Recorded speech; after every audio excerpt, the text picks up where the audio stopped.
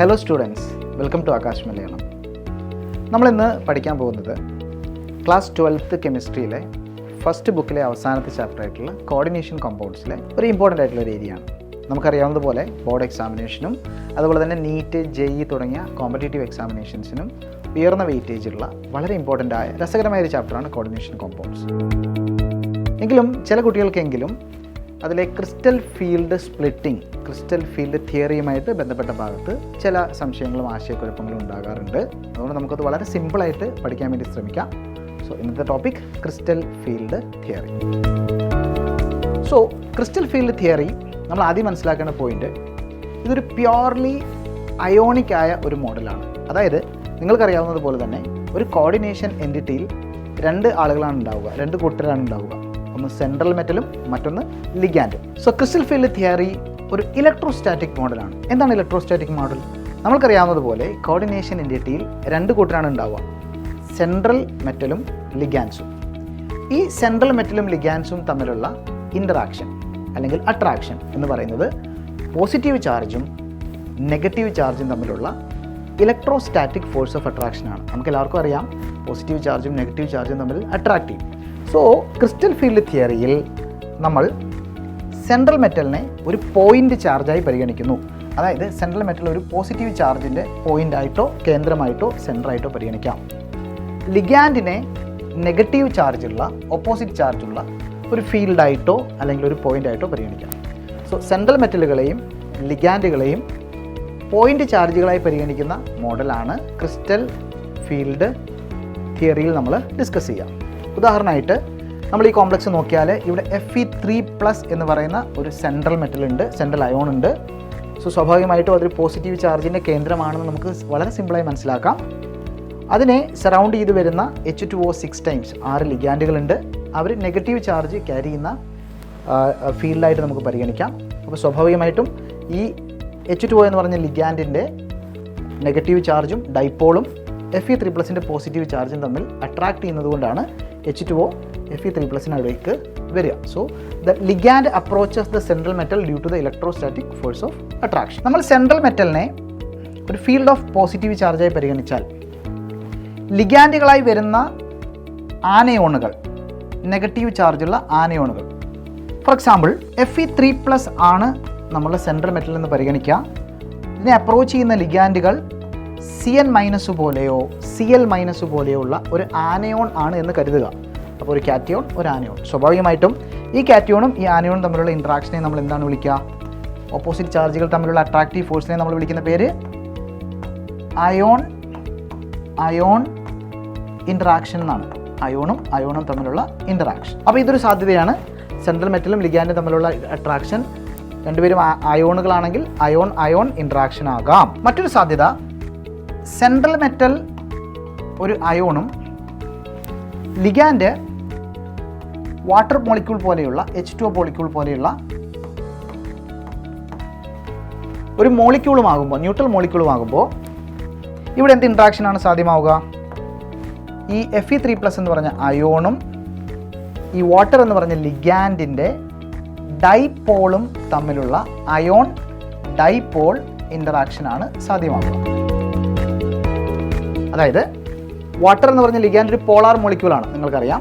സ്വാഭാവികമായിട്ടും അതിനൊരു dipole moment ഉണ്ടാവും. ആ ഡൈപോളും ഈ പോസിറ്റീവ് ചാർജും തമ്മിലുള്ള ഇൻട്രാക്ഷനാണ് സാധ്യമാവുക. സോ ഏത് കേസാണെങ്കിലും the interaction between the metal ion and the ligand is purely ionic and which is electrostatic.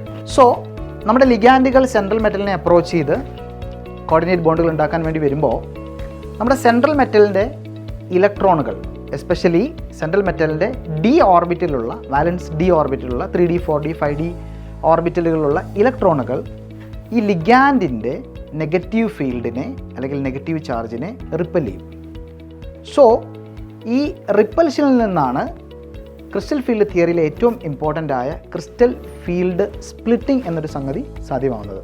നമുക്ക് നോക്കാം. ആദ്യമായിട്ട് 5 ഡീജനറേറ്റ് ഡി ഓർബിറ്റൽസ് നമ്മൾ അറ്റോമിക് സ്ട്രക്ചർ എന്ന് പറഞ്ഞ ചാപ്റ്ററിൽ പഠിച്ചിട്ടുണ്ട്. D orbitals 5 dx²y². dx²y²ൻ്റെ 4 ലോബുകൾ XY ആക്സിസുകളിലൂടെയാണ് ഓറിയൻറ്റ് ചെയ്തിരിക്കുന്നത്. dz² നമുക്കറിയാം, ഒരു ലോബ് ഇസഡ് ആക്സിസിലും അതിന് ചുറ്റും ഇങ്ങനെ നമ്മുടെ ഡോണറ്റ് പോലെയുള്ള ഒരു ലോബ് XY ആക്സിസിലുമായിട്ടുള്ളൊരു സ്പെഷ്യൽ സ്ട്രക്ചറാണുള്ളത്. എന്നാലും ഈ രണ്ട് ഓർബിറ്റലുകളുടെയും ലോബുകൾ ആക്സിസിൽ തന്നെയാണ് ഓറിയൻറ്റ് ചെയ്തിരിക്കുന്നത്. ഈ ലോബുകൾ ആക്സിസിലാണുള്ളത്. അതുകൊണ്ട് ക്വാണ്ടം മെക്കാനിക്സിൽ നമ്മളിവരെ ഈ രണ്ട് കൂട്ടരെ സെറ്റ് ഓഫ് ഓർബിറ്റൽസ് എന്നാണ് വിളിക്കുക. ജനറേറ്റ് ഓർബിറ്റൽസ് എന്നുള്ള അർത്ഥത്തിൽ സെറ്റ് ഓഫ് ഓർബിറ്റൽസ് എന്നാണ് വിളിക്കുക. കാരണം എന്താ, അവരുടെ ലോബുകൾ ആക്സിസിലാണ് ഓറിയൻറ്റ് ചെയ്തിരിക്കുന്നത്. ഇനി ബാക്കി വരുന്ന 3 ഡി ഓർബിറ്റലുകളുണ്ട്. DYZ, DXZ, DXY. ഈ 3 പേര് നമ്മൾ നോക്കിയാൽ നമുക്ക് മനസ്സിലാകാം ഇവരുടെ ലോബുകൾ ആക്സിസുകൾക്കിടയിലാണ് ഓറിയൻറ്റ് ചെയ്തിരിക്കുന്നത്. ലോബുകൾ ആക്സിസിലൂടെ അല്ല കടന്നു പോകുന്നത്. നമുക്ക് നോക്കിയാൽ മനസ്സിലാക്കാം the lobes are not aligned between the ആക്സിസുകൾക്കിടയിലാണുള്ളത്.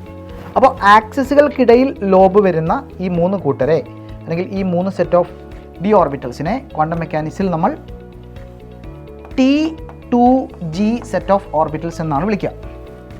അപ്പോൾ ഡി ഓർബിറ്റൽസിനെ നമുക്ക് EG സെറ്റ് ഓഫ് ഓർബിറ്റൽസ് എന്നും T2G സെറ്റ് ഓഫ് ഓർബിറ്റൽസ് എന്നും രണ്ടായിട്ട് തിരിക്കാം. പക്ഷേ ഗ്രൗണ്ട് സ്റ്റേറ്റിൽ എന്ന് വെച്ചാൽ നമ്മുടെ കോണ്ടെക്സ്റ്റിൽ ലിഗാൻഡ് ഇല്ലാത്തപ്പോൾ ഈ 5 പേരുടെയും എനർജി എന്താണ്, സെയിം ആണ്. They are differently oriented but they have same energy. അപ്പോഴാണ് നമ്മളവരെ എന്ത് വിളിക്കുക, ഡീജനറേറ്റ് ഓർബിറ്റൽസ് എന്ന് വിളിക്കാം. നൗ നമ്മുടെ ലിഗാൻഡ് എത്തി. ലിഗാൻഡിൻ്റെ ഫീൽഡ് എപ്പോഴും ആലോചിക്കുക, ലിഗാൻഡിൻ്റെ ഫീൽഡ് എന്ന് വെച്ചാൽ ഒരു നെഗറ്റീവ് ചാർജാണ്. ഈ നെഗറ്റീവ് ചാർജ് ഈ ഡി ഓർബിറ്റലുകളിലെ ഇലക്ട്രോണുകളെ റിപ്പൽ ചെയ്യുമ്പോൾ so there is A repulsion. Attraction മാത്രമല്ല റിപ്പൽഷൻ ഉണ്ടാവും. ലിഗാൻഡിൻ്റെ നെഗറ്റീവ് ചാർജും ഡി ഇലക്ട്രോണുകളുടെ നെഗറ്റീവ് ചാർജും തമ്മിലുള്ള റിപ്പൽഷൻ ഉണ്ടാകുമ്പോൾ ഈ എല്ലാ ഡി ഓർബിറ്റലുകൾക്കും ഒരേപോലെ ലിഗാൻഡിൻ്റെ ഫീൽഡ് എക്സ്പീരിയൻസ് ചെയ്യണമെന്നുണ്ടെങ്കിൽ, അല്ലെങ്കിൽ ലിഗാൻഡിൻ്റെ ഭാഗത്തു നിന്നുള്ള റിപ്പൽഷൻ, അപ്പോൾ ലിഗാൻഡിൻ്റെ ഫീൽഡ് അല്ലെങ്കിൽ റിപ്പൽഷൻ എല്ലാ ഡി ഓർബിറ്റലുകൾക്കും ഒരേപോലെ എക്സ്പീരിയൻസ് ചെയ്യണമെന്നുണ്ടെങ്കിൽ ഈ ലിഗാൻഡ് ക്രിയേറ്റ് ചെയ്യുന്നത് ഒരു സിമെട്രിക്കൽ ഫീൽഡ് ആയിരിക്കണം. എന്താ സിമെട്രിക്കൽ ഫീൽഡ്? എല്ലാ ആക്സിസുകൾക്കിടയിലും എല്ലാ പോയിന്റുകളിലും എല്ലാ കോർഡിനേറ്റുകളിലും ഒരുപോലെ വരുന്ന ഫീൽഡ്. സിമെട്രിക്കൽ ഫീൽഡാണ് ലഭിക്കേണ്ടതെങ്കിൽ ലിഗാൻഡ് സ്ഫെറിക്കലായി വരണം. സോ ലിഗാൻഡ് സ്ഫെറിക്കലായി വന്നാൽ സിമെട്രിക്കൽ ഫീൽഡ് ജനറേറ്റ് ചെയ്യപ്പെടും. അപ്പോൾ എല്ലാ ഡി ഓർബിറ്റൽസിൻ്റെയും എനർജി അല്ലെങ്കിൽ റിപ്പൽഷൻ ഒരുപോലെ ആയിരിക്കും ഉണ്ടാവുക.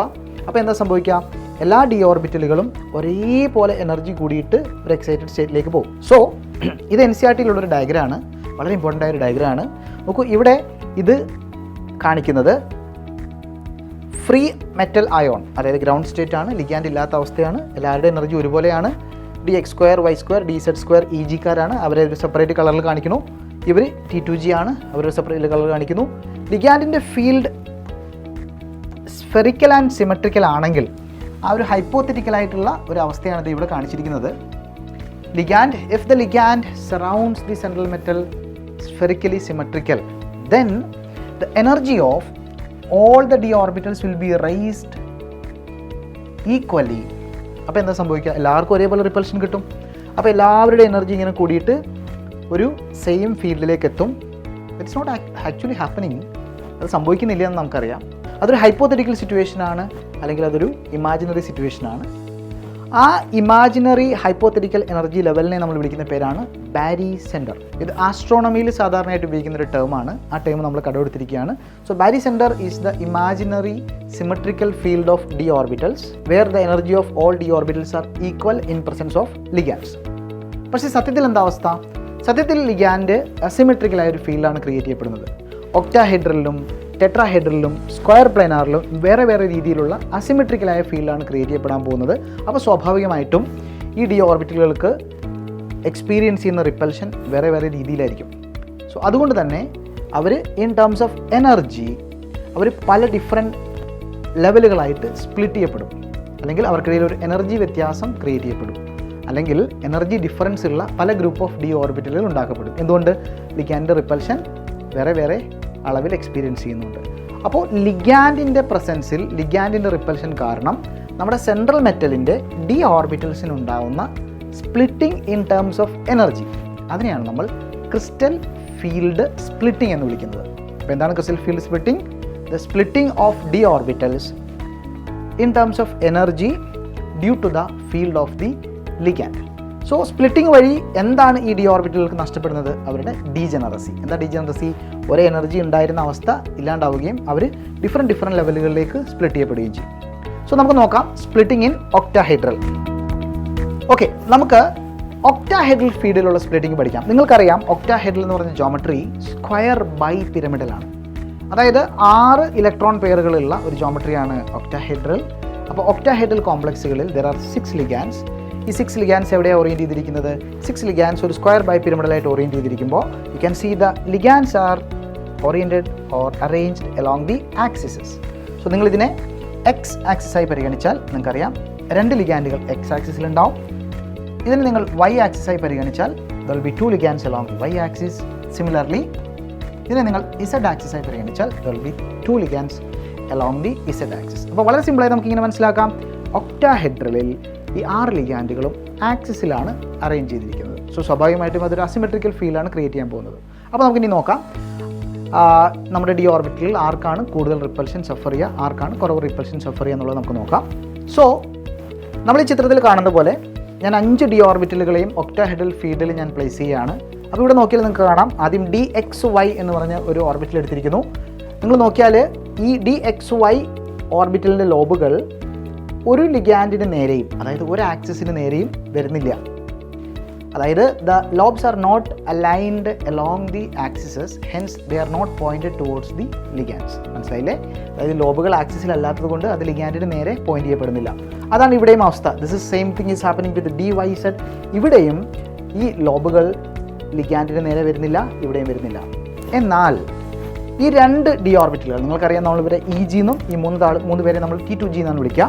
ഇവിടെ നിങ്ങൾ നോക്കിയാൽ DZ സ്ക്വയറിൻ്റെ ലോബുകൾ എക്സാക്ട്ലി Z ആൻഡ് XY ആക്സിസിലായിട്ട് ഓറിയൻറ്റ് ചെയ്തിരിക്കുന്നത് കൊണ്ട്, അതുപോലെ DX സ്ക്വയർ Y സ്ക്വയറിൻ്റെ ലോബുകൾ XY ആക്സിസിലായിട്ട് ഓറിയൻറ്റ് ചെയ്തിരിക്കുന്നത് കൊണ്ട് സ്വാഭാവികമായിട്ടും നിങ്ങൾക്ക് ഇമാജിൻ ചെയ്യാം, ആക്സിസിലൂടെ വരുന്ന ലിഗാൻഡുകൾ ഇവിടെ നമുക്ക് വളരെ വ്യക്തമായിട്ട് കാണാം. ഇത് ലിഗാൻഡാണ്, ലിഗാൻഡ് ആക്സിസിലാണ് വരുന്നത്. ഇത് ലിഗാൻഡാണ്, ലോബ് ആക്സിസിൽ തന്നെയാണ് ഉള്ളത്. അതുപോലെ തന്നെ ഇത് ലിഗാൻഡാണ്, ഇത് ലോബാണ്. അപ്പോൾ എന്താ നമ്മൾ മനസ്സിലാക്കുക? DZ square, DX square, Y square എന്നീ 2 ഡി ഓർബിറ്റലുകൾ are pointed towards the ligand through the axes, hence they suffer greater repulsion comparing to the T2G set of orbitals. അങ്ങനെ നമ്മൾ സിമ്പിളായിട്ട് മനസ്സിലാക്കുക, T2EG സെറ്റ് ഓഫ് ഓർബിറ്റൽസ് ലിഗാൻഡുമായിട്ട് നേരിട്ട് pointed ആവുന്നത് കൊണ്ട്, ആക്സിസിൽ അവർ കണ്ടുമുട്ടുന്നത് കൊണ്ട് അവർ T2G സെറ്റ് ഓഫ് ഓർബിറ്റൽസിനേക്കാളും കൂടുതൽ റിപ്പൽഷൻ സഫർ ചെയ്യും. അപ്പോൾ സ്വാഭാവികമായിട്ടും ഈ EG സെറ്റ് ഓഫ് ഓർബിറ്റൽസിൻ്റെ എനർജി T2Gനേക്കാൾ അധികം കൂടും. ദാറ്റ് ഡസൻറ്റ് മീൻ ദാറ്റ് T2Gക്കാർ രക്ഷപ്പെടുക എന്നുള്ളതല്ല. T2Gക്കാർ they are also in the field of the ligand. അപ്പോൾ അവരും റിപ്പൽഷൻ സഫർ ചെയ്യും, പക്ഷേ കുറവായിരിക്കും. റൈറ്റ്? അപ്പോൾ എന്താ നമ്മുടെ സ്പ്ലിറ്റിംഗ് പാറ്റേൺ? നമ്മുടെ സ്പ്ലിറ്റിംഗ് പാറ്റേൺ വളരെ സിമ്പിളാണ്. EGക്കാരുടെ എനർജി റിലേറ്റീവ്ലി കൂടുക, T2Gക്കാരുടെ എനർജി റിലേറ്റീവ്ലി കുറയും. ഇത് എക്സ്പ്ലെയിൻ ചെയ്യാൻ വേണ്ടിയിട്ടാണ് നമ്മൾ ഇവർക്കിടയിൽ എന്ത് പ്ലേസ് ചെയ്തിരിക്കുന്നത്?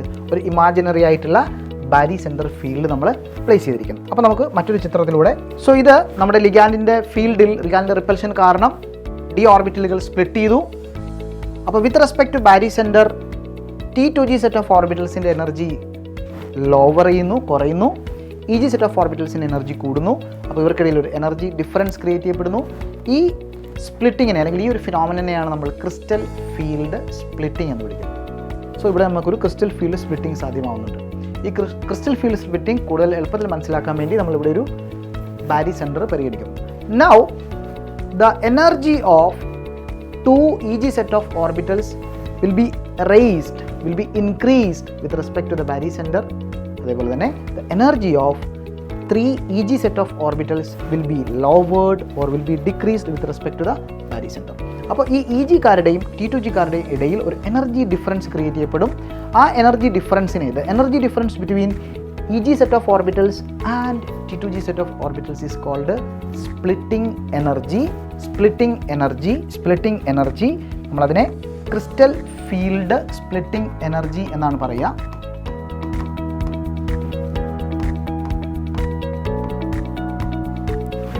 ഈ ഫീൽഡ് ഒക്ടാഹെഡ്രൽ ആയതുകൊണ്ട് നമ്മൾ ഡെൽറ്റ O എന്നാണ് അതിനെ റെപ്രസെൻറ്റ് ചെയ്യുക. ഡെൽറ്റ എനർജി ഡിഫറൻസിനെ റെപ്രസെൻറ്റ് ചെയ്യുന്നു, O ഫോർ ഒക്ടാഹെഡ്രൽ. അപ്പോൾ നമ്മുടെ പഴയ NCERT ഡയഗ്രത്തിലേക്ക് തിരികെ വരികയാണെങ്കിൽ നമ്മുടെ ലിഗാൻഡിൻ്റെ ഫീൽഡിൽ സ്പ്ലിറ്റിംഗ് ഉണ്ടായി. നിങ്ങൾക്കറിയാം, EGക്കാരുടെ എനർജി കൂടി, T2Gക്കാരുടെ എനർജി കുറഞ്ഞു. So the energy difference is splitting energy. Now for each EG orbitals, 2 EG ഓർബിറ്റലാണ് ഉള്ളത്, DX സ്ക്വയർ, Y സ്ക്വയറും DZ സ്ക്വയറും. ഇതിൽ ഓരോരുത്തർക്കും എനർജി ബാരി സെൻറ്ററിൽ നിന്നും സ്പ്ലിറ്റിംഗ് എനർജീൻ്റെ 3/5 വെച്ചിട്ട് ഇൻക്രീസ് ചെയ്യും. Similarly for each T2G set of orbitals splitting എനർജീൻ്റെ 2/5 ഓഫ് എനർജി വെച്ചിട്ട് ഡിക്രീസ് ചെയ്യും. So now the average energy of all the d orbitals in the crystal field should be the same because energy can neither be created nor be destroyed അല്ലേ. അപ്പോൾ നമ്മുടെ ഈ calculation വളരെ സിമ്പിളാണ്. എൻ്റെ കയ്യിലുള്ളത് I have 2 EG set of orbitals. Each of them the energy increases by 3/5 of delta O. So as it is increasing, I am just giving a positive sign. Now I have 3 T2G set of orbitals. So their energy decreases by 2/5 of delta O. Delta O എന്താണ്? Splitting energy ആണ്. So that the average energy will be the same and the sum will be equal to 0. അപ്പോൾ ഓരോ EG ഓർബിറ്റലിൻ്റെയും energy 3/5 of splitting energy വെച്ച് increase ചെയ്യുകയും അതുപോലെ തന്നെ ഓരോ T2G ഓർബിറ്റലിൻ്റെയും എനർജി 2/5 ഓഫ് സ്പ്ലിറ്റിംഗ് എനർജി വെച്ച് ഡിക്രീസ് ചെയ്യുകയും ചെയ്യും. And that is what is happening in the octahedral field.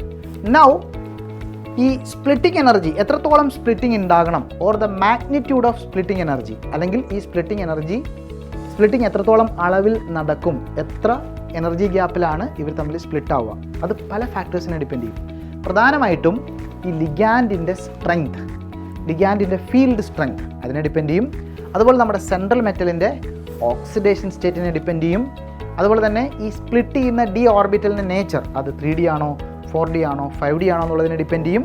അതുപോലെ തന്നെ ഈ സ്പ്ലിറ്റിംഗ് നടക്കുന്ന ഫീൽഡ്, അത് ഒക്ടാഹെഡ്രലാണോ സ്ക്വയർ പ്ലനർ ആണോ ടെട്രാഹെഡ്രലാണോ എന്നുള്ളതിനെ ഡിപ്പെൻഡ് ചെയ്യും.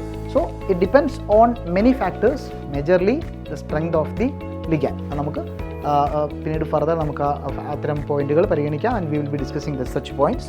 സോ നമ്മൾ ഡിസ്കസ് ചെയ്ത പോലെ തന്നെ ഒരു ലിഗാൻഡിൻ്റെ ഫീൽഡ് സ്വാഭാവികമായിട്ടും ഡി ഓർബിറ്റലുകളെ സ്പ്ലിറ്റ് ചെയ്യാനുള്ള കഴിവിനെ അനുസരിച്ചാണ് നമ്മൾ തീരുമാനിക്കുക. സോ സ്പ്ലിറ്റിംഗ് എനർജിയുടെ മാഗ്നിറ്റ്യൂഡാണ് ഒരു ലിഗാൻഡ് സ്ട്രോങ് ആണോ വീക്ക് ആണോ എന്ന് തീരുമാനിക്കുക. സ്പ്ലിറ്റിംഗ് എനർജിയുടെ മാഗ്നിറ്റ്യൂഡിൻ്റെ ബേസിസിൽ നമ്മൾ ലിഗാൻഡുകളുടെ അവരുടെ സ്ട്രെങ്തിൻ്റെ അല്ലെങ്കിൽ അവരുടെ ഫീൽഡ് സ്ട്രെങ്തിൻ്റെ ഓർഡറിൽ അറേഞ്ച് ചെയ്തിരിക്കുന്ന ഒരു സീരീസാണ് സ്പെക്ട്രോ കെമിക്കൽ സീരീസ്. അപ്പോൾ എന്താ spectrochemical series? The arrangement of ligands in the increasing order of their field strength based on the magnitude of splitting energy. തീർച്ചയായും ഇതൊരു എക്സ്പെരിമെൻ്റൽ സീരീസാണ്. കാരണം നമ്മൾ സ്പെക്ട്രോ കെമിക്കൽ സ്റ്റഡീസിലൂടെ, സ്പെക്ട്രോ കെമിക്കൽ അനാലിസിസിലൂടെ സ്പ്ലിറ്റിംഗ് എനർജിയുടെ മാഗ്നിറ്റ്യൂഡ് കണ്ടെത്തുകയും അതിൽ നിന്നാണ് നമ്മളിങ്ങനെ ഒരു സീരീസ് ഉണ്ടാക്കിയിരിക്കുന്നത്. ഈ സീരീസിൽ നിന്ന് നമുക്ക് മനസ്സിലാവാൻ പറ്റുന്ന ചില കാര്യങ്ങളുണ്ട്. ഉദാഹരണമായിട്ട് ഹാലൈഡ് ഡോണർ ലിഗാൻഡുകൾ, അയോഡൈഡ്, ബ്രോമൈഡ്, ക്ലോറൈഡ്, ഫ്ലൂറൈഡ് തുടങ്ങിയ ഹാലൈഡ് ഡോണർ ലിഗാൻഡുകൾ പൊതുവെ വീക്ക് ലിഗാൻഡുകളായിട്ടാണ് കാണപ്പെടുന്നത്. അതേപോലെ തന്നെ നൈട്രോജൻ, കാർബൺ തുടങ്ങിയ ഡോണറുകൾ വരുന്ന ലിഗാൻഡുകൾ, നമ്മുടെ അമോണിയ, എഥിലിൻ ഡയമൈൻ തുടങ്ങിയ ലിഗാൻഡുകൾ, അതുപോലെ സയനൈഡ്, കാർബൺ മോണോക്സൈഡ് തുടങ്ങിയ ലിഗാൻഡുകൾ സ്ട്രോങ് ലിഗാൻഡുകളായിട്ടും കാണപ്പെടുന്നു. അപ്പോൾ തീർച്ചയായിട്ടും ഇതൊരു എക്സ്പെരിമെൻ്റൽ സീരീസാണ്. ഇത് നമ്മൾ ബൈഹാർട്ട് ചെയ്യേണ്ട ആവശ്യമുണ്ട്. ഇത് NCERT-യിലുള്ള ലിഗാൻഡ് പാർട്ട് തന്നെയാണ്. സോ ഇത് പ്രകാരം അതിൻ്റെ ലെഫ്റ്റ് സൈഡിൽ കാണപ്പെടുന്ന ലിഗാൻഡുകളായിട്ടുള്ള fluoride, chloride, sulphide, bromide, thiocyanate, iodide ഇതൊക്കെ വീക്ക് ലിഗാൻഡുകളായി പരിഗണിക്കപ്പെടുമ്പോൾ ഈ സീരീസിൻ്റെ മിഡിൽ പാർട്ടിൽ വരുന്ന hydroxide, oxalate, water, isothiocyanate തുടങ്ങിയ ലിഗാൻഡുകൾ മോഡറേറ്റ്ലി സ്ട്രോങ് ആയ ലിഗാൻഡുകളായി പരിഗണിക്കാം. അപ്പോൾ അത് ചില കേസുകളിൽ അവർ സ്ട്രോങ് ആയിട്ട് ആക്ട് ചെയ്യുന്ന കേസുകളുണ്ട്, എക്സെപ്ഷൻസ് ഉണ്ട്. എന്നാൽ ഏറ്റവും ലാസ്റ്റിൽ വരുന്ന EDTA4- നമുക്കറിയാവുന്ന പോലെ എഥിലിൻ ഡയമീൻ ടെട്രാ അസറ്റേറ്റ് എന്ന് പറയുന്ന ഒരു പോളിഡെൻറ്റൈൽ ലിഗാൻഡാണത്. ഡെൻസിറ്റി 6 വരെ കാണിക്കാൻ പറ്റുന്ന ഒരു ലിഗാൻഡാണ് EDTA4-, ammonia, ethylene diamine, cyanide, carbonyl എന്ന് നമ്മൾ വിളിക്കുന്ന കാർബൺ മോണോക്സൈഡ്, ഇത്തരം ലിഗാൻഡുകൾ സ്ട്രോങ് ലിഗാൻഡുകളാണ്. അപ്പോൾ സ്വാഭാവികമായിട്ടും സ്ട്രോങ് ലിഗാൻഡുകൾ വരുന്ന ക്രിസ്റ്റൽ ഫീൽഡിൽ സ്പ്ലിറ്റിംഗ് എനർജീൻ്റെ മാഗ്നിറ്റ്യൂഡ് കൂടുതലായിരിക്കും. അപ്പോൾ സ്പ്ലിറ്റിംഗ് എനർജീൻ്റെ മാഗ്നിറ്റ്യൂഡ് കൂടുതലാണെങ്കിൽ അവിടെ ചില കോൺസിക്വൻസസ് ഉണ്ട്. That will be discussing later. So D1 എന്നൊരു കോൺഫിഗറേഷൻ ഉണ്ടെന്ന് വിചാരിക്കുക. അതായത് നമ്മുടെ ഡി ഓർബിറ്റിൽ ആകെ ഒരു ഇലക്ട്രോണേ ഉള്ളൂ. സ്പ്ലിറ്റിംഗ് കഴിഞ്ഞു, T2G EG സ്പ്ലിറ്റിംഗ് കഴിഞ്ഞു. സോ സ്വാഭാവികമായിട്ടും ഇലക്ട്രോൺ ഫിൽ ചെയ്യുന്ന റൂൾസ് നിങ്ങൾക്ക് ഓർമ്മയില്ലേ? Of bar rule, Hund's rule, polis exclusion principle. അപ്പോൾ ഓഫ് ബാർ റൂൾ പ്രകാരം ലോവർ എനർജിയുള്ള ആളാണ് ആദ്യം ഫില്ല് ചെയ്യേണ്ടത്. സോ സ്വാഭാവികമായിട്ടും ഈ ഇലക്ട്രോൺ എവിടെയാണ് പോവുക? T2Gയിലാണ് പോവുക. So 1 electron will go to T2G. അപ്പോൾ എന്തായിരിക്കും D1ൻ്റെ ഇലക്ട്രോണിക് കോൺഫിഗറേഷൻ വരിക? D1ൻ്റെ ഇലക്ട്രോണിക് കോൺഫിഗറേഷൻ വരിക T2G1 എന്നായിരിക്കും. T2G1. അപ്പോൾ അതിൽ എത്ര അൺപെയ്ഡ് ഇലക്ട്രോൺസ് ഉണ്ടാവും? 1 അൺപെയ്ഡ് ഇലക്ട്രോൺസ് ഉണ്ടാവും അല്ലേ? അപ്പോൾ നമുക്ക് മാഗ്നറ്റിക് മൊമെൻറ്റ് കാൽക്കുലേറ്റ് ചെയ്യാൻ വേണ്ടിയിട്ട് അത് ഉപയോഗിക്കാം. നമ്മൾ D2 എന്നൊരു കോൺഫിഗറേഷൻ നമ്മൾ പരിഗണിക്കുകയാണെങ്കിൽ വി ഹാവ് 2 ഇലക്ട്രോൺസ്. അപ്പോൾ സ്വാഭാവികമായിട്ടും ഇലക്ട്രോൺ ഫില്ലിംഗ് നടക്കുന്ന റൂൾസ് അനുസരിച്ച് നമ്മൾ ഈ 2 ഇലക്ട്രോൺസ് T2G 1 ഇലക്ട്രോൺ, അടുത്ത ഇലക്ട്രോൺ എങ്ങനെയാണ് പോവാം? T2Gയുടെ അടുത്ത ഓർബിറ്റലിൽ സിംഗിളി ഒക്കുപ്പൈഡ് ആകും. ഇതെന്ത് റൂളാണ്? ഈ റൂളിൻ്റെ പേര് ഹൺസ് റൂൾ എന്നാണ്. സോ സ്വാഭാവികമായിട്ടും ഒരേ എനർജിയുള്ള എല്ലാ ഓർബിറ്റൽസിലും ഓരോരോ ഇലക്ട്രോണുകൾ ഒരേ സ്പിന്നുള്ളത് വെച്ചതിന് ശേഷം മാത്രമേ നമുക്ക് പെയറിംഗ് സ്റ്റാർട്ട് ചെയ്യാൻ പറ്റുള്ളൂ. അപ്പോൾ ഈ ഒരു D2 എന്ന് പറഞ്ഞൊരു കോൺഫിഗറേഷൻ നമുക്ക് T2G2 എന്നൊരു കോൺഫിഗറേഷനാണ് തരിക. അപ്പോൾ ഈ T2G2 വന്നു കഴിഞ്ഞാൽ അവിടെ 2 അൺപെയർഡ് ഇലക്ട്രോൺസ് ഉണ്ടാവും. N=2. അങ്ങനെ നമുക്ക് മാഗ്നറ്റിക് മൊമെൻറ്റ് കാൽക്കുലേറ്റ് ചെയ്യാൻ സാധിക്കും. നമ്മൾ D3 എന്നൊരു കോൺഫിഗറേഷൻ നോക്കുകയാണെങ്കിൽ നിങ്ങൾക്ക് 3 ഇലക്ട്രോൺസ് ഉണ്ട്. ഇതിൽ വളരെ ഇമ്പോർട്ടൻ്റ് ആയിട്ടുള്ള ഒരു അയോൺ വരുന്നുണ്ട്. അത് Cr3+ എന്ന് പറഞ്ഞ അയോണാണ്. ക്രോമിയത്തിൻ്റെ 3+ അയോണാണ്. സോ ഈ D3 എന്ന് പറഞ്ഞ കോൺഫിഗറേഷൻ നമ്മുടെ 3 T2G ഓർബിറ്റലുകൾ 1 ഇലക്ട്രോൺസ് ആയിട്ട് ഫില്ല് ചെയ്യുന്നു. കാരണം ഒരു ഹൺസ് റൂൾ ഫോളോ ചെയ്യുന്നു. സോ T2G3 എന്നൊരു കോൺഫിഗറേഷനാണ് അതെടുക്കുക. അവിടെ 3 അൺപെയ്ഡ് ഇലക്ട്രോൺ ഉണ്ട്. സോ ഇപ്പോൾ നമ്മൾ പറഞ്ഞ എല്ലാ അയോണുകളും D1ഉം D2ഉം D3ഉം ഒക്കെ irrespective of the ligand is strong or weak, ഇവരൊക്കെ പാരാമാഗ്നറ്റിക് ആണ്. അതുപോലെ തന്നെ ഇവർക്ക് അൺപെയ്ഡ് ഇലക്ട്രോൺസ് ഉണ്ട്. ഇലക്ട്രോണുകളൊക്കെ പോകുന്നത് T2G തന്നെയാണ്. വളരെ ഇമ്പോർട്ടൻ്റ് ആയിട്ടുള്ള ഒരു ചേഞ്ച് ഉണ്ടാകുന്നത് D4 എന്ന് പറഞ്ഞൊരു കോൺഫിഗറേഷനിലാണ്. ഈ D4 എന്ന് പറഞ്ഞ കോൺഫിഗറേഷനിൽ വി ഹാവ് 4 ഇലക്ട്രോൺസ്. അപ്പോൾ നമ്മൾ ഇവിടെ ഈ ഇലക്ട്രോണുകളെ നമ്മൾ സാധാരണ പോലെ ഫില്ല് ചെയ്ത് തുടങ്ങുന്നു. T2G ഓർബിറ്റൽസിൽ 1 ഇലക്ട്രോൺ ആയിട്ട് ഫില്ല് ചെയ്യുന്നു. Now for the 4th electron, ഇനി ബാക്കിയുള്ള 4ാമത്തെ ഇലക്ട്രോണിന് 2 ചാൻസുകളുണ്ട്, അല്ലെങ്കിൽ 2 സ്കോപ്പുകളുണ്ട്. ഒന്ന്, ഈ T2Gയിൽ പെയറിംഗ് സ്റ്റാർട്ട് ചെയ്യാം. Option number 1. എപ്പോഴാണ് T2Gയിൽ പെയറിംഗ് സ്റ്റാർട്ട് ചെയ്യുന്നത്? നിങ്ങൾക്ക് ഈ എനർജി ഡിഫറൻസ്, ഇതിനെ നമ്മൾ സ്പ്ലിറ്റിംഗ് എനർജി എന്നാണല്ലോ വിളിക്കുക. ഈ സ്പ്ലിറ്റിംഗ് എനർജി മറികടക്കാൻ പറ്റില്ല. You are not unable to overcome the splitting energy and go to the EG. അതായത് സ്പ്ലിറ്റിംഗ് എനർജി മറികടന്ന് EGയിലേക്ക് പോകാൻ പറ്റാത്ത സാഹചര്യത്തിൽ T2Gയിൽ പെയറിംഗ് സ്റ്റാർട്ട് ചെയ്യും. അപ്പോൾ നമുക്ക് സ്വാഭാവികമായിട്ടും മനസ്സിലാക്കാം ഈ കേസിൽ സ്പ്ലിറ്റിംഗ് എനർജി കൂടുതലാണ്. നിങ്ങൾ ഇവിടെ പെയറിംഗ് സ്റ്റാർട്ട് ചെയ്യണം എന്നുണ്ടെങ്കിൽ energy required for pairing of an electron in an orbital is called pairing energy. അപ്പോൾ ഇവിടെ ഒരു എനർജി ഇൻവോൾവ് ആണ്, അതിൻ്റെ പേരാണ് പെയറിംഗ് എനർജി. സോ നിങ്ങൾ ഈ പെയറിംഗ് എനർജി മറികടന്ന് EGയിലേക്ക് പോകണമെങ്കിൽ നിങ്ങൾക്ക് സ്പ്ലിറ്റിംഗ് എനർജി ഉണ്ടാവും. സോ ഇവിടെ 2 എനർജികളാണ് നമ്മൾ കൺസിഡർ ചെയ്യുന്നത്. ഒന്ന്, EGയിലേക്ക് പോകണമെങ്കിൽ മറികടക്കേണ്ട സ്പ്ലിറ്റിംഗ് എനർജി, അല്ല എങ്കിൽ T2Gയിൽ പെയറിംഗ് തുടങ്ങണമെങ്കിൽ സ്പെൻഡ് ചെയ്യേണ്ട pairing energy. So always they want to spend a lower energy. So if splitting energy is greater than pairing energy, എന്ന് വെച്ചാൽ സ്പ്ലിറ്റിംഗ് എനർജി കൂടുതലാണെങ്കിൽ സോ പെയറിംഗ് എനർജിയാണ് കുറവ്. അപ്പോൾ സ്വാഭാവികമായിട്ടും പെയറിംഗ് സ്റ്റാർട്ട് ചെയ്യും. കുറഞ്ഞ എനർജി കൊടുത്തിട്ട് പെയറിംഗ് സ്റ്റാർട്ട് ചെയ്യും. ഇത്തരം കേസിലാണ് നമ്മൾ ഈ ലിഗാൻഡ് ഒരു സ്ട്രോങ് ഫീൽഡ് ലിഗാൻഡ് ആണെന്ന് പറയുന്നത്. കാര്യം എന്താ? ഇവിടെ സ്പ്ലിറ്റിംഗ് എനർജി ഒരു ഹയർ സൈഡിലായതുകൊണ്ട് ആ സ്പ്ലിറ്റിംഗ് എനർജി മറികടക്കാൻ സാധിക്കാതെ ഈ ഒരു കോൺഫിഗറേഷനിൽ നമ്മൾ പെയറിംഗ് സ്റ്റാർട്ട് ചെയ്യാനുള്ളത്. അപ്പോൾ ഈ ഒരു കോൺഫിഗറേഷൻ സ്വാഭാവികമായിട്ടും നമുക്ക് എന്തൊരു കോൺഫിഗറേഷനാണ് നമുക്കൊരു ഫീൽഡിൽ പ്രൊവൈഡ് ചെയ്യാൻ പോകുന്നത്? This is going to provide T2G4 EG0. T2Gയിൽ പെയറിംഗ് തുടങ്ങുന്ന ഒരു കോൺഫിഗറേഷനാണ് ഉണ്ടാവുക. അതുപോലെ തന്നെ T2Gയിൽ 2 അൺപെയ്ഡ് ഇലക്ട്രോൺസ് ഉണ്ടാവും പെയറിംഗ് സ്റ്റാർട്ട് ആയതുകൊണ്ട്. സോ N=2 ആണ്, അൺപെയ്ഡ് ഇലക്ട്രോൺസ് 2 ആണ്. ഇതിൻ്റെ മാഗ്നറ്റിക് ബിഹേവിയർ പാരാമാഗ്നറ്റിക് ആണ്. നൗ ഇതേ D4 കോൺഫിഗറേഷൻ ഒരു വീക്ക് ഫീൽഡ് ലിഗാൻഡിലാണ് എന്ന് കരുതുക. വീക്ക് ഫീൽഡ് ലിഗാൻഡ് ആണെങ്കിൽ സ്വാഭാവികമായിട്ടും സ്പ്ലിറ്റിംഗ് എനർജി കുറവായിരിക്കും. സ്പ്ലിറ്റിംഗ് എനർജി കുറവായതുകൊണ്ട് തന്നെ ഇവിടെ നമ്മൾ സ്പ്ലിറ്റിംഗ് എനർജിയും പെയറിംഗ് എനർജിയും നമ്മൾ കമ്പയർ ചെയ്യുമ്പോൾ, വീക്ക് ഫീൽഡ് ലിഗാൻഡിൽ സ്പ്ലിറ്റിംഗ് എനർജിയും പെയറിംഗ് എനർജിയും കമ്പയർ ചെയ്യുമ്പോൾ splitting energy is less than pairing energy. എന്ന് വെച്ചാൽ എന്താണ്? പെയറിംഗ് നടക്കാൻ ആവശ്യമായ എനർജീനേക്കാൾ കുറവ് എനർജി മതി നമുക്ക് സ്പ്ലിറ്റിംഗ് മറികടന്ന് ഇലക്ട്രോൺ EGയിലേക്ക് പോകാൻ. അപ്പോൾ സ്വാഭാവികമായിട്ടും ലോ എനർജി ഉള്ളത് ഏതാണോ അതാണല്ലോ നമ്മൾ ചൂസ് ചെയ്യുക. Because lower the energy greater the stability. അപ്പോൾ സ്വാഭാവികമായിട്ടും ഇലക്ട്രോണുകൾ മറ്റൊരു രീതിയിൽ ഓർഗനൈസ് ചെയ്യാൻ തുടങ്ങും. 4 ഇലക്ട്രോൺസ് ആണ്. 1, 2, 3. The 4th electron, being in a weak field, will start occupying the EG set of orbital. അപ്പോൾ നമ്മുടെ 4ാമത്തെ ഇലക്ട്രോൺ EGയിലേക്ക് പോകും. അപ്പോൾ കോൺഫിഗറേഷൻ മാറി. D4 സ്ട്രോങ്ങിലും വീക്കിലും വേറെ വേറെ കോൺഫിഗറേഷനാണ് തരിക. അപ്പോൾ ഇത് നമുക്ക് സ്വാഭാവികമായിട്ടും T2G3 EG1 എന്നൊരു കോൺഫിഗറേഷനാണ് തരാൻ പോകുന്നത്. സോ ഇത് നമുക്ക് 4 അൺപെയ്ഡ് ഇലക്ട്രോണുകളെ പ്രൊവൈഡ് ചെയ്യുന്നു. അപ്പോൾ ഇങ്ങനൊരു കേസിൽ, അതായത് ഇലക്ട്രോണുകൾ ജിയിലേക്ക് പോകുന്ന ഒരവസ്ഥയിലാണ് നമ്മളിത് ലിഗാൻഡ് വീക്ക് ഫീൽഡാണെന്ന് പറയുന്നത്. അപ്പോൾ പൊതുവെ week field ലിഗാൻഡിൽ T4 configuration T2G3 EG1 എന്നുള്ള രീതിയിലാണ് എക്സിസ്റ്റ് ചെയ്യുക. ഈ ഒരു കോൺഫിഗറേഷൻ നമ്മൾ ഫർദർ മുന്നോട്ട് പോകുമ്പോൾ നമുക്ക് എല്ലാ കോൺഫിഗറേഷനിലും കാണാം. ഉദാഹരണമായിട്ട് നമ്മൾ D5 പരിഗണിക്കുകയാണെങ്കിൽ നമ്മൾ സ്ട്രോങ് ലിഗാൻഡ് വരുന്ന ഒരു കേസ് എടുത്തു കഴിഞ്ഞാൽ നമുക്കറിയാം ഇതിൻ്റെ കോൺഫിഗറേഷൻ T2G5 EG0 എന്നായിരിക്കും. അതായത് അഞ്ചാമത്തെ ഇലക്ട്രോൺ എന്ത് ചെയ്യാൻ തുടങ്ങും? T2Gയിലെ മറ്റൊരു ഓർബിറ്റിൽ പെയർ ചെയ്യാൻ തുടങ്ങും. സോ T2G നിറഞ്ഞതിന് ശേഷം മാത്രമേ സ്ട്രോങ് ലിഗാൻഡിൻ്റെ കേസിൽ ഇലക്ട്രോൺ ജിയിലേക്ക് പോവുള്ളൂ. അപ്പോൾ അൺപെയ്ഡ് ഇലക്ട്രോൺസിൻ്റെ എണ്ണം 1 ആയിരിക്കും. നിങ്ങൾക്ക് വരച്ച് നോക്കിയാൽ മനസ്സിലാവും. 2 ഓർബിറ്റൽ പെയ്ഡും ഒരെണ്ണം അൺപെയ്ഡും ആയിരിക്കും. എന്നാൽ വീക്ക് ലിഗാൻഡ് ആണെങ്കിൽ എന്താ സംഭവിക്കുക? സ്പ്ലിറ്റിംഗ് എനർജി കുറവായതുകൊണ്ട് ഈ 3 ഇലക്ട്രോൺ TTGയിൽ കൊടുത്തതിന് ശേഷം ബാക്കിയുള്ള 2 ഇലക്ട്രോണുകളും ജിയിലേക്കാണ് പോവുക. സോ താഴെ 3 ഉണ്ടാവും, മുകളിൽ 2 ഉണ്ടാവും. ബിക്കോസ് ഈ സ്പ്ലിറ്റിംഗ് എനർജി മറികടക്കാൻ സാധിക്കും. അപ്പോൾ അവിടുത്തെ അൺപെയ്ഡ് ഇലക്ട്രോൺസിൻ്റെ എണ്ണം 5 ആയിരിക്കും. സോ സ്വാഭാവികമായിട്ടും ഈ ഒരു കോൺഫിഗറേഷനിൽ മാഗ്നറ്റിക് ബിഹേവിയറും അതുപോലെ തന്നെ CFSE, നമ്മൾ പിന്നീട് പഠിക്കാൻ പോകുന്ന CFSE തുടങ്ങിയ കാര്യങ്ങളൊക്കെ വ്യത്യാസമായിരിക്കും. സോ D5ലും ആ ഒരു വ്യത്യാസം നമുക്ക് കാണാൻ സാധിക്കും. വളരെ പ്രധാനപ്പെട്ട ഒരു കോൺഫിഗറേഷനാണ് D6 CO3+ Fe2+ എന്നൊക്കെ പറയുന്ന അയോണുകൾ കാണിക്കുന്ന ഒരു കോൺഫിഗറേഷനാണ് D6.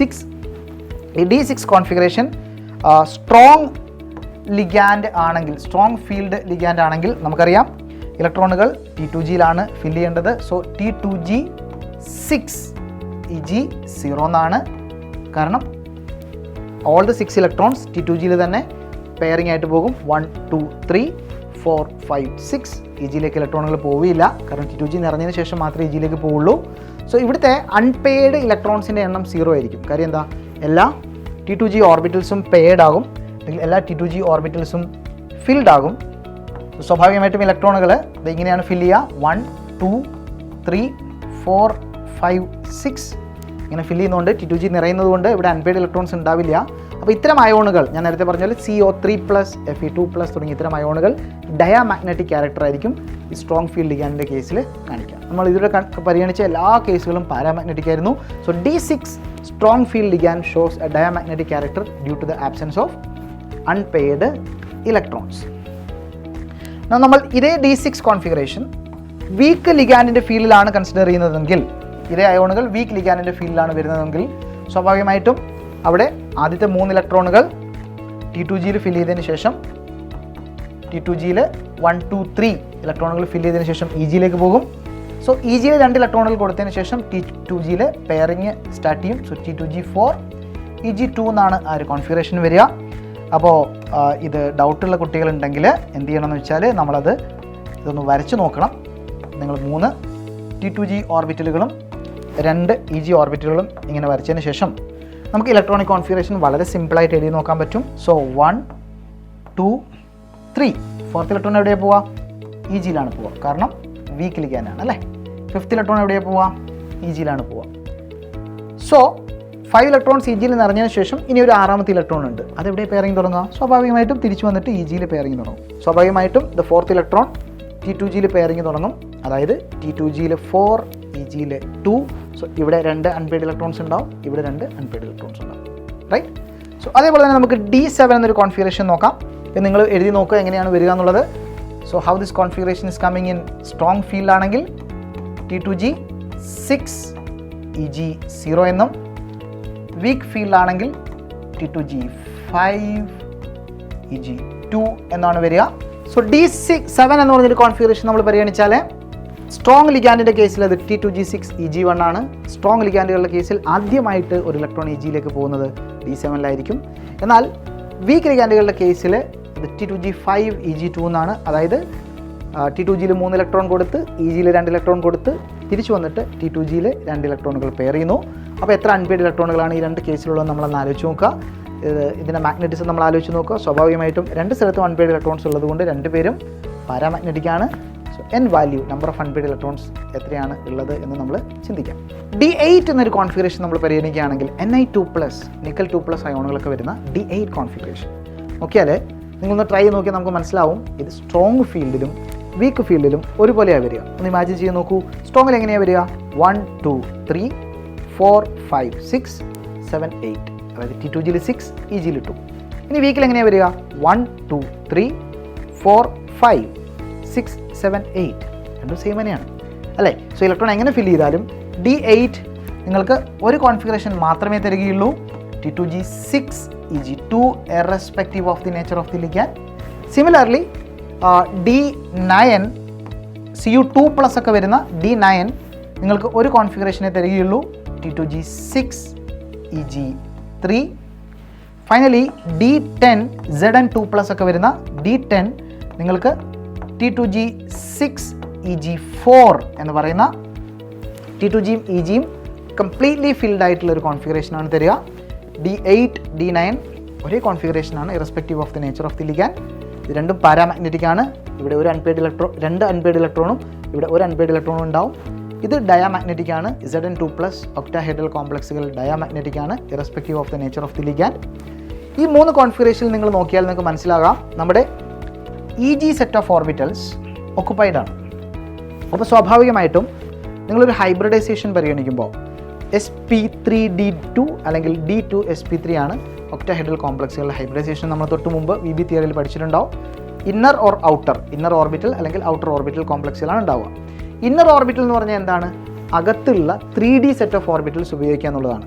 അകത്തുള്ള 3D സെറ്റ് ഓഫ് ഓർബിറ്റൽസ് ഉപയോഗിക്കണമെന്നുണ്ടെങ്കിൽ അത് വേക്കൻ്റ് ആയിരിക്കണം, അത് എം ടി ആയിരിക്കണം, കൂടാതെ ലിഗാൻഡ് സ്ട്രോങ് ആയിരിക്കണം. നൗ ഔട്ടർ ഓർബിറ്റൽ കോംപ്ലക്സുകൾ എന്ന് പറഞ്ഞാൽ എന്താണ്? അകത്തുള്ള 3D എടുക്കാൻ പറ്റാത്തത് കൊണ്ട് പുറത്തുള്ള 4D ഓർബിറ്റൽസ് ഉപയോഗിക്കുന്നതാണ് outer orbital complex sp3d2. Now D8 D9 D10 കോൺഫിഗറേഷൻസിൽ ലിഗാൻഡ് എത്ര സ്ട്രോങ് ആണെങ്കിൽ കൂടി ഇന്നർ ഡി എന്ന് നമ്മൾ പറയുന്നത് നമ്മുടെ EG set of orbitals dx2 y2 dz2 electrons filled ആയതുകൊണ്ട് തന്നെ നിങ്ങൾക്കത് ഹൈബ്രിഡൈസേഷന് വേണ്ടി ഉപയോഗിക്കാൻ സാധ്യമല്ല. ലിഗാൻഡ് സ്ട്രെങ്ത് അല്ല matters, availability of the d ഓർബിറ്റലാണ്. അപ്പോൾ ഉറപ്പായിട്ടും ഇത്തരം കോംപ്ലക്സുകൾക്ക് 3D സെറ്റ് എടുക്കുക എന്നുള്ളൊരു ഓപ്ഷൻ ഇല്ല, അത് അവൈലബിൾ അല്ല. അതിൽ ഇലക്ട്രോൺ ഉണ്ട്, അതുകൊണ്ട് തീർച്ചയായിട്ടും നിങ്ങൾ ഔട്ടർ ഓർബിറ്റിൽ പോയിട്ട് 4D എടുക്കേണ്ടി വരും. സോ ഇവർ D8 D9 D10 സാധാരണയായിട്ട് ഔട്ടർ ഓർബിറ്റൽ കോംപ്ലക്സുകളാണ് ഫോം ചെയ്യുക. അത് നമുക്ക് ലിഗാൻഡിൻ്റെ നേച്ചർ നോക്കാതെ തന്നെ നമുക്ക് പറയാൻ പറ്റും.